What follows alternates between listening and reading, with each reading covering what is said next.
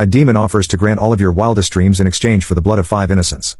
Unbeknownst to him, you are a trauma surgeon and you realize he never said the innocent weren't required to be dead. We'll see if they are actually different souls. He gives me a nasty look and grins. I'm guessing he is fairly certain I'm trying to cheat him. But I don't cheat. I just read the fine print. Susan comes hopping back in, looking pained. She timidly nods at her boss, who suddenly turns more ashen than he already is. What the fudge? How did you get these in one night? My work actually puts me in the perfect position to fulfill the technical terms of the agreement. What did you say you do again? I didn't. Well, I'm asking. If you want to know, I'm a surgeon. So, the offer was for the blood of 5 innocents. You'd be able to grant my wildest dreams.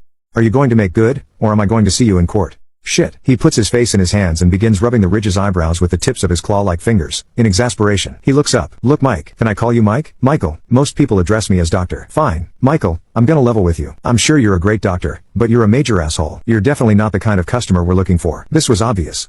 The agency was mostly a scam. They virtually never held up their end. They prey on clients who don't know the terms of the deals and lure them in with the promise of whatever it is they want most of all. Plus, nobody ever is able to go through with killing 5 innocent people. So they all get screwed when they can't fulfill their part. Lucky for me, my job made it possible for me to get the blood without any deaths. Clearly Belle hadn't been on the other side of the fence. Hey, if you can't deliver, I've got a great lawyer, and I'm sure your firm has great insurance. We can let the suits work it out. I stand, planting myself firmly, trying to communicate my resolve, but I didn't really need to play hardball. Practically all demons are wimps. Suddenly he pleads, Michael, listen, please man, I'm begging you. I just got this job. My boss will have my hide, literally, figuratively and literally.